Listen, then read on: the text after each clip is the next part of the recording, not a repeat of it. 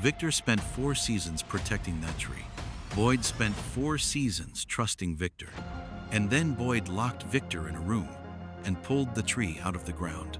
The sky turned red 30 seconds later. The finale is called If a Tree Falls in the Forest. 5 words. Complete sentence hidden inside an incomplete one. By the end of this video, you'll understand why the writers stopped the title halfway and why finishing that sentence is the most terrifying thing this show could do. Patty's hands are white on the door handle.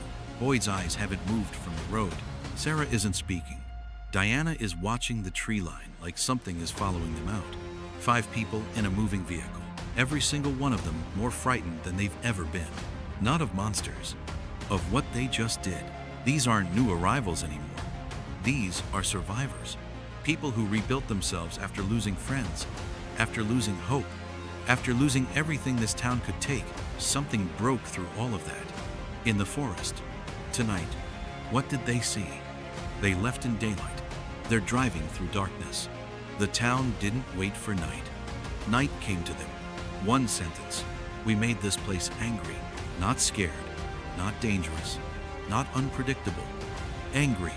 Patty has survived long enough in that town to know the difference. When the town is dangerous, it sends monsters at night. When the town is angry, nobody knows what it sends. Because nobody has made it angry before. Until B. Victor warned them. Multiple times. Multiple seasons. Boyd heard every warning. Nodded. And locked Victor in a chamber anyway. Because Boyd had a plan. Boyd pulled that tree. If a tree falls in the forest, the old question, does it make a sound if nobody hears it? Fromm doesn't care about the sound. Fromm stopped the title before the question finishes, because the question isn't about sound. It's about whether an event is fully real, without a witness who understands what they're seeing. Victor is the only witness who understands. Victor is in a chamber, alone, which means the most consequential moment in 4 seasons of this show happened without its only qualified observer. And in this town, that might be the only thing that saves them. Everything we assumed about the bottle tree being removed was wrong. We thought pulling it up was a mistake. What if it was always supposed to happen? What if the tree falling, without Victor watching, is the one variable the town never planned for? Hold that. Here's what's confirmed on screen. Cleanly separated. Victor warned against removal. Real. Boyd White protected it for seasons. Real. The town responded violently the moment it came out. Real. Patty directly connected the response to their action. Real. What is not confirmed, this is my read. The bottle tree was a lock, not a landmark, not folklore. A functional lock between whatever dimension this town exists in and the reality outside it. Every culture that ever existed built a version of this concept. Norse Yggdrasil. Remove it, 9 realms collapse into one. Celtic, the sacred oak. Cut it, the boundary between worlds disappears. Mesopotamia, tree of life. Gone, 3 levels of existence merge. Fromm inherited this, put glass bottles on it, and a warning nobody followed. What a lock does when it's removed isn't protect anymore, it releases. But here's the question nobody is asking. If the bottle tree was locking something out, what was it locking in? Boyd right now is not the man who led this rescue mission. He's the man who just destroyed it. He went out to save 2 people, Jade, Tabitha, underground, running out of time. He had a plan. He had people who trusted that plan. And now he's driving through unnatural darkness. 2 people still underground, 5 people in a car going as fast as the road allows, and the knowledge that he made this exact choice with complete awareness of the warnings. That's not failure. Failure you recover from. This is something you carry for the rest of your life. Acosta's line, "We cannot give up," is a lifeline thrown to someone already under. Boyd will go back underground. The question is what he finds when he gets there. Jade had a vision this season. Monsters burying him alive. That exact tunnel. He called it a warning. What if it was a memory? Because here's what changes everything about those bones. Jade has walked into those tunnels before. Not this season. Not this loop. A previous one. Victor said it directly. Things repeat. People cycle through the same decisions without memory of previous versions. The vision wasn't showing Jade a possible future. It was showing him a completed past. He's been here, found those bones, had the same moment of hope, and been buried there before he could act on it. Which means those bones aren't the children's bones? They're his. And Sophia let him walk in anyway. Not because she cooperated, because the trap was already set. From the last time he did this, Jade went into those tunnels to break the curse. The tunnels may be where the curse keeps him. Every single time. The talismans protecting the hospital are gone. Smiley walks in. Fatima is there. Now here's the moment the show has been building toward, without naming it. Fatima's changes this season weren't random symptoms, physical shifts, behavioral changes, moments of understanding things she shouldn't be able to access. This wasn't illness. This was transition. So when Smiley, a fully completed version of whatever Fatima is becoming, walks into that hospital, the scene isn't horror. It's recognition.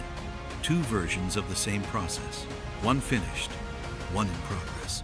And what Fatima does in that moment, whether she screams or whether she doesn't, retroactively changes every monster scene this show has ever aired. Because if Fatima doesn't scream, it means she already knows what she's becoming. It means she's known for a while. And it means the monsters in this town aren't invaders. They're residents who forgot they were ever anything else. Victor warned about the tree. Nobody listened. He warned about the tunnels. Nobody listened. He's been right about everything for 35 years, and he is currently locked in a room by the people he was trying to protect. Ethan says everyone is going to die. Every adult in that safe station hears that as panic. As a frightened child saying something frightened children say, they're wrong.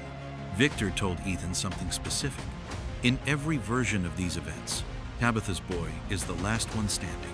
Not because he's chosen, not because he's protected, because everyone around him gets taken first. Ethan isn't panicking because he's afraid of dying. He's panicking because he knows he won't. And watching everyone he loves follow a pattern that has killed previous versions of them, while being unable to stop it, that is not a child being dramatic. That is the only person in the safe station who actually understands what's happening. Victor knows the tree. Ethan knows the pattern. Both of them are locked away from the people making decisions. This is not coincidence. This is the town protecting itself. 5 threads, all burning simultaneously. None of them guaranteed to end the way anyone needs them to. Boyd goes underground. Acosta puts him back on his feet. He assembles whoever will follow him. Goes back into a tunnel system that has already buried at least one previous version of the people he's trying to rescue. Without Victor, without anyone who knows what those tunnels do when the town above them loses its anchor, does he find Jade and Tabitha? Or does he find evidence of what happened to them before? Smiley reaches Fatima. The talismans are gone. The door is open. The scene happens. Whether Fatima survives it depends entirely on which theory about her transformation is correct. If she's still human, it's the most terrifying scene this season has produced. If she isn't, it's something else entirely. Ethan moves toward something. Jim's ghost has been pointing him toward the Lake of Tears all season. Every adult around Ethan is consumed by the immediate crisis, which means Ethan, the only person who knows the pattern, may be the only person who moves toward the solution, or toward the thing that completes the loop. Victor gets out. The earthquake hits the chamber. The structure shifts.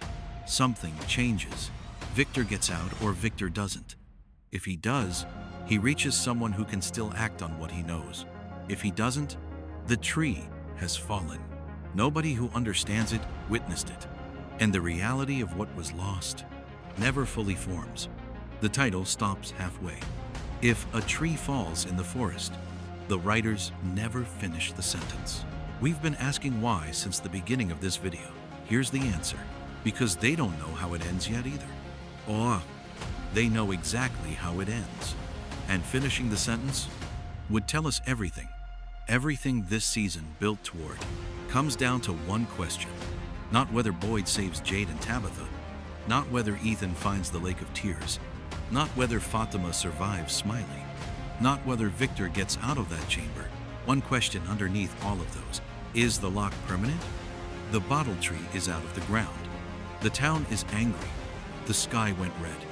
But the philosopher's question says, an event without a qualified witness isn't fully real yet. Victor is still in that chamber, which means the lock being removed, the dimensional boundary collapsing, the curse becoming unbreakable, hasn't been witnessed by the only mind that could make it real. There is still a window, 30 seconds wide, maybe less. Victor gets out, reaches someone, says the one thing that changes the direction of everything, and whoever he reaches has to make a choice Boyd already made once. Trust the man who has been right about everything for 35 years. Or follow the plan.